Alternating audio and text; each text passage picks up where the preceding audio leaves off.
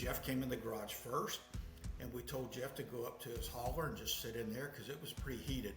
And we could see Clint Bowyer running, sprinting off of pit road down towards the garage area. When they got around there, of course, all the crews converged, and it just happened to converge right on top of me.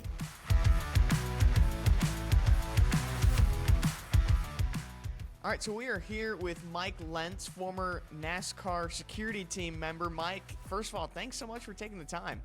Thank you for having me. I appreciate it. So tell me first, how did you get involved in NASCAR?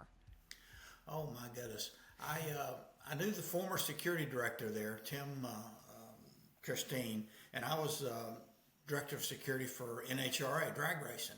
So Tim contacted me, and we were able to get together, and I came over as assistant director with NASCAR back in 2005, I think it was.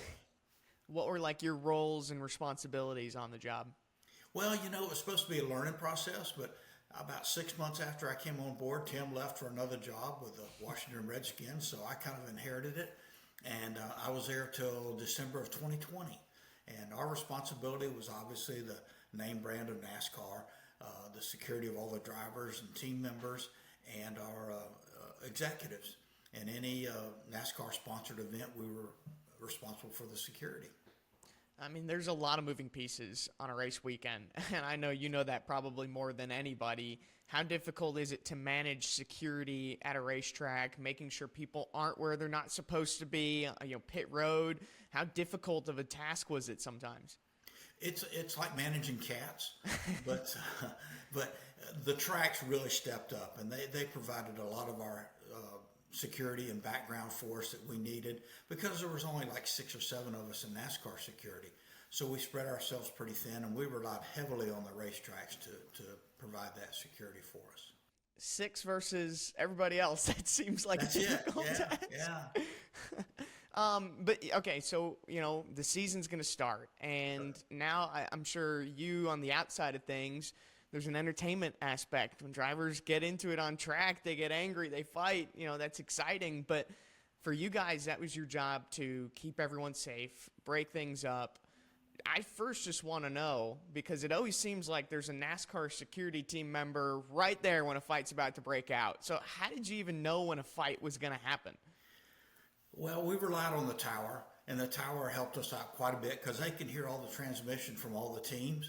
So they could tell pretty soon on that somebody was heated with each other and they weren't happy with each other. So based on that, after the event was over, we'd go to either one of those pit stalls and post up just in case. And so what would the communication be like as that's going down? You said the tower's talking to you, but are you talking to some of your team members, trying to figure out where that pit stall is?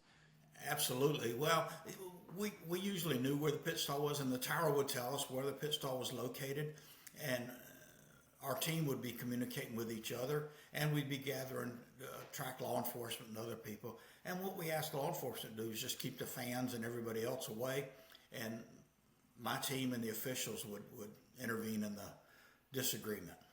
So what happens? So you're at the pit box, right? Or you're at the pit stall and there's an argument going on. What are you looking for? What are you watching? Because it could be just a conversation, then it turns heated. So where's your head at as a confrontation is kind of building up, heating up?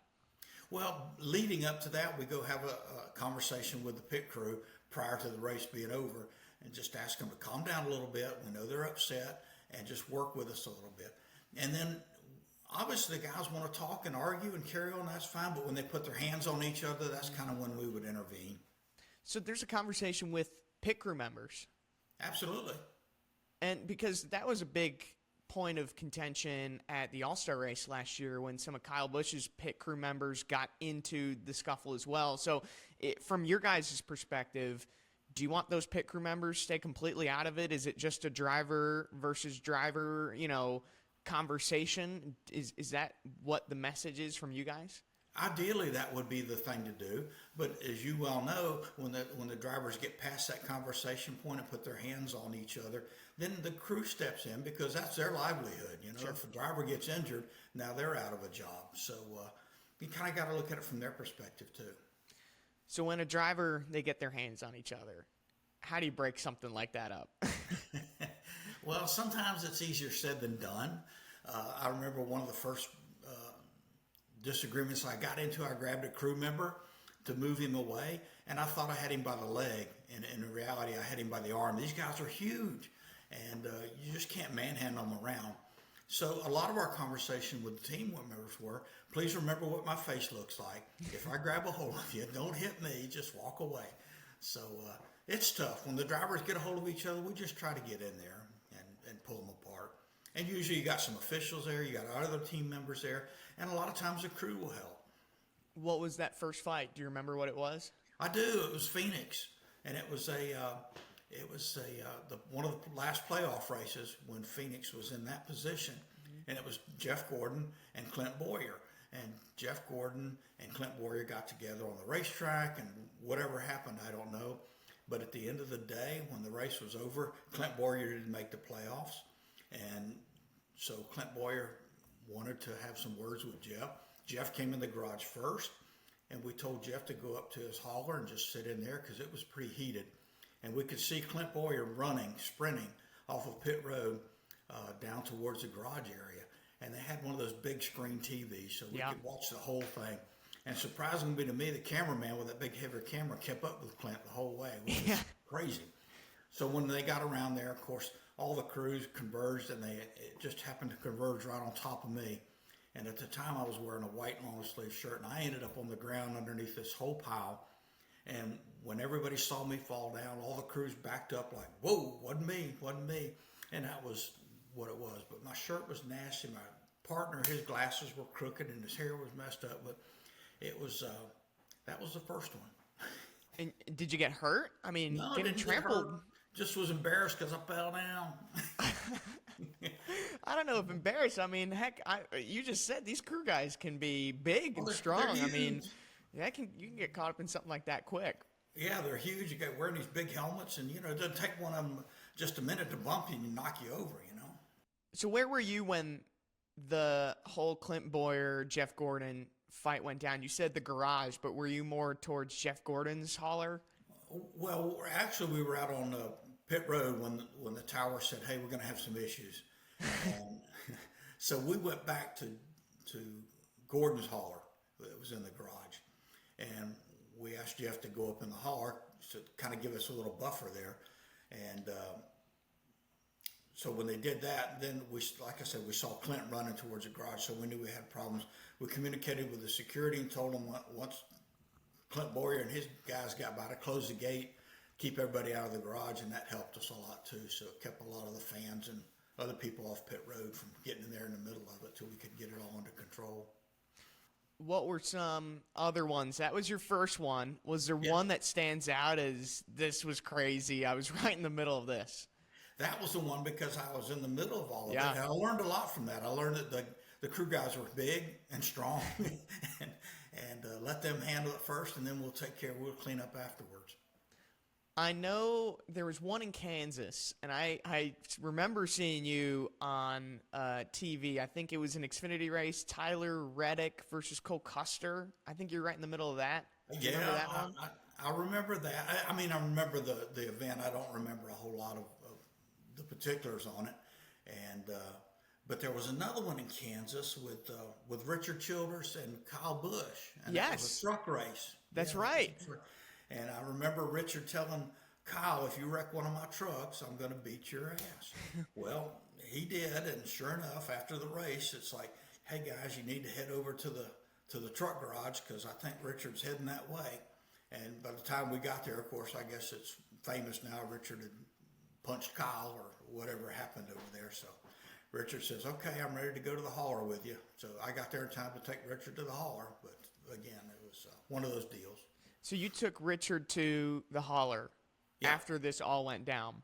Yeah. What do you do to calm someone down after a fight? Usually they're pretty calm after it's over with. And then the walk from pit road or wherever it might be, going to the hauler, they calm down a lot by then. So, but usually by the time we get in the hauler, they're calm. And then you got to wait for everybody to get down out of the tower. So that's another 30-minute wait. So they're usually pretty calm by the time the boss gets there to talk to them. Now that you're not working these events anymore, are you entertained by watching some of these fights? Absolutely. It was always entertaining, you know.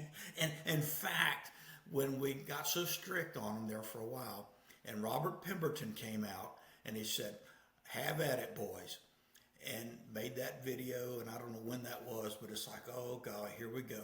And as soon as he made that video and said, "Let's have at it, boys," getting back to our roots and letting them argue and fuss and fight on pit road, it was kind of wild there for a while after that. Is that how NASCAR should operate now? Well, I'm not in that position. I would like, you know, as a fan, I enjoy watching that. But being on the NASCAR side, I see where it can cause problems down the road.